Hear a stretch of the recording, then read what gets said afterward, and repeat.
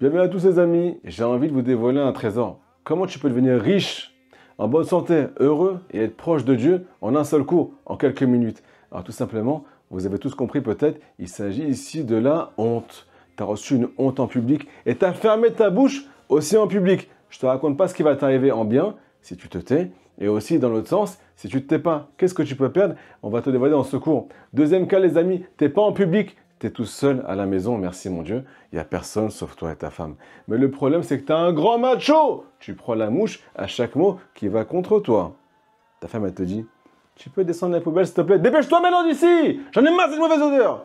Et là, tu es ce qu'on appelle un peu sensible. Elle sait aussi te parler. C'est une femme qui a de l'intelligence. Ou bien, en autre cas, elle sait toucher ton point sensible. Ce qui te fait sauter en l'air. Et toi, tu rates jamais le coup. Alors, tout simplement, tu n'as pas entendu et tu t'es pas tu. Avec cette réflexion-là, eh ben, tu es en train de perdre des millions, mon ami.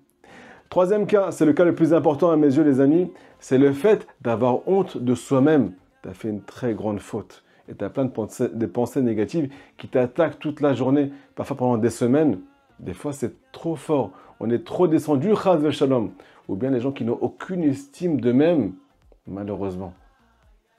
Ça, c'est le pire, les amis, mais on va les régler si Dieu veut ensemble dans ce cours. Alors imaginez-vous, nous dit Rabbi Nachman, qu'est-ce qu'on peut gagner, qu'est-ce qu'on peut perdre quand on entend la honte qui vient de l'extérieur ou bien qui vient de l'intérieur et qu'on ne réagit pas, les amis. Il est marqué dans l'Écoute Moran qu'on ne pourra jamais sentir la présence d'Akadosh Baruch Hu dans notre vie si on cherche notre honneur personnel. Pourquoi? C'est une corde en fait. Tu tires vers toi, t'enlèves à Dieu. Tu tires vers Dieu, t'enlèves à toi. Tu veux le sentir dans ta vie et si tu le sens, tu deviens riche parce que tu es avec lui, Rabotai. Il fait partie de ton cœur maintenant, il fait partie de ta vie. Tu es accompagné, tu ne réagis plus quand on te fait mal. Automatiquement, tu ne te mets pas en colère. Si tu ne te mets pas en colère, eh ben, nous dit le Zohar Kadosh, tu ne perds pas ta parnassa. Ça se peut que tu devais devenir riche depuis des années. Mais tu es tellement nerveux parce que tu prends à cœur, parce que tu ne te tais pas, que tu es en train de perdre toute ta richesse, Rabbi Shalom. Et si tu commences à te taire, tu vas gagner le loto. Deuxièmement, les amis, celui qui n'est pas proche d'Akadosh Baruch Hu, il a des problèmes de santé, chas v'shalom. Pourquoi? Tout simplement, il prend à cœur, crise cardiaque, ou bien spirituelle, ou bien matérielle. Troisièmement, on dit Rabbi Nathan, la honte des fois, c'est toi et toi-même. Tu as ce qu'on appelle beaucoup de mal à accepter ce que tu as fait, ou bien qui tu es dans ta vie. Si tu arrives à te taire et ne pas faire cas de ces pensées négatives qui montent en toi, tu pourras faire tes chouvas. Les gens qui s'éloignent de Dieu, les amis, c'est les gens qui prennent à cœur quand ils s'éloignent de Dieu. T'es tombé, je peux plus me relever. Moi, j'arrive pas, c'est pas pour moi cette histoire. C'est ton orgueil qui parle. Si tu pensais à Kadosh Baruch Hu, tu comprendrais que la tchouva, elle est pour tout le monde, même pour celui qui est tombé. Mais ton orgueil, il te dit, moi, je ne peux pas tomber. Ce n'est pas à mon niveau de tomber. C'est pour ça que tu ne fais pas de tchouva.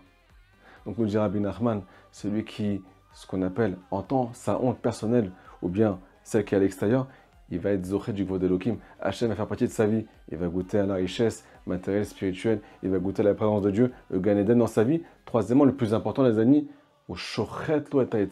Hachem, il va lui couper la gorge à son Yetzera, ce qui veut dire qu'il a beaucoup moins de tentation. Ce qui nous fait tomber, il y a marqué dans le passage dans Mishneh, Lifne Shever Gaon. Avant la chute spirituelle, il y a ce qu'on appelle Gaon, l'orgueil. Tu ne vas plus tomber, mon ami.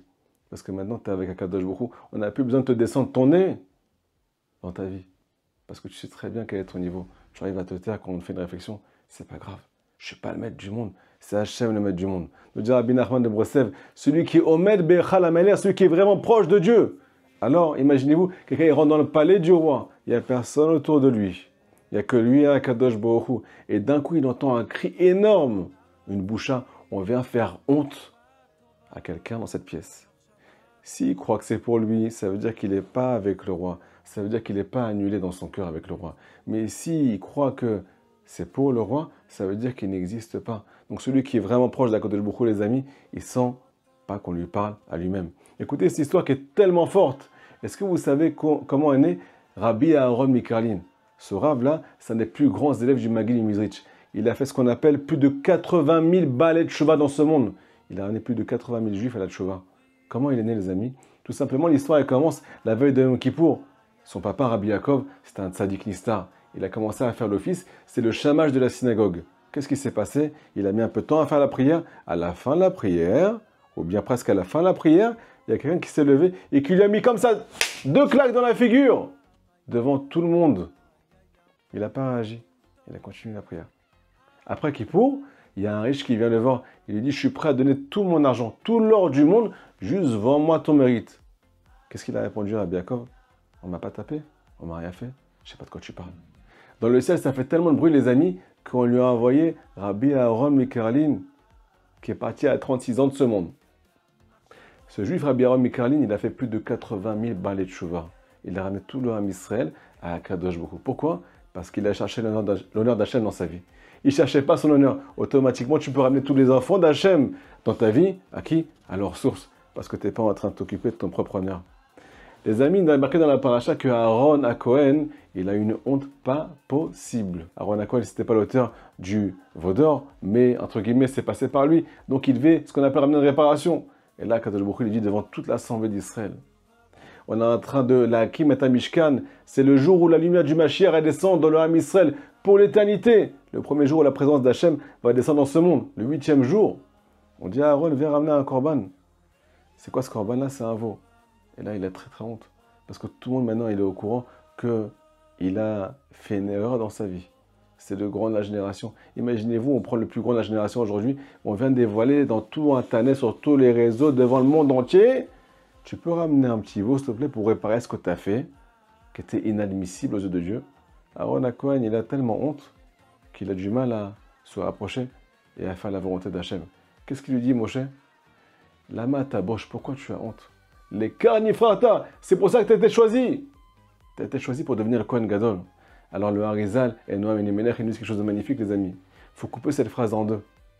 Lama tabosh, t'as honte? Les karnifrata. C'est parce que tu as honte que tu as été choisi pour devenir le Kohen Gadol, pour ramener la lumière de Dieu dans ce monde. Les amis, si on arrive à accepter ce conseil-là, de se taire quand on nous fait honte, à la maison, des fois c'est ton conjoint, des fois c'est tes enfants, des fois c'est au travail, des fois c'est avec toi-même, ne prends plus à cœur, tu vas faire tchouva, ne prends plus à cœur, tu vas ramener de la parnassa, tu vas ramener la santé, le shlam baït, tu l'as pas, parce que tu as une grande bouche. Madame et monsieur, c'est pareil. Si on fait ça, on va avoir toutes les brachot de la Torah. Aaron, il a été choisi parce qu'il était ce qu'on appelle avec de la honte. Des fois, je vais vous dire encore quelque chose de plus fort que ça, les amis. On ne sent pas notre niveau spirituel. On sent qu'on est petit. On sent qu'on ne fait pas de plaisir à Dieu. On sent qu'on est... Mamache, on n'a pas d'influence dans ce monde, par notre étude, par nos prières, ainsi de suite. Des fois, on nous protège. Pourquoi? Parce qu'on ne sent tellement pas qu'on est grand, qu'on est les plus grands aux yeux d'Akadosh Baruch Hu, et que nos prières elles montent le plus haut possible, et que notre Torah elle est tellement pure et tellement saine, parce qu'on avait ce qu'on appelle pas le nez en l'air. Hachem, il attend des gens comme ça, qui sont ce qu'on appelle avec le profil bas, mais le cœur qui est le plus haut, dirigé vers le Ham Israël et dirigé vers Kadosh Baruch Hu. Chazak Baruch les amis, Shabbat Shalom.